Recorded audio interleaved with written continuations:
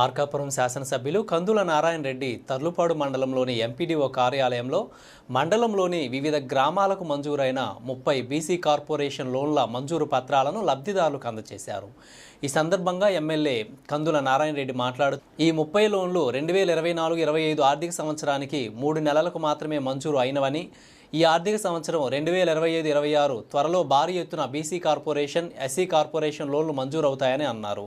ఈ కార్యక్రమంలో తర్లుపాడు మండల ఎంపీడీఓ, తెలుగుదేశం పార్టీ నాయకులు, కార్యకర్తలు పాల్గొన్నారు. లోన్ల పంపిణీ కార్యక్రమం.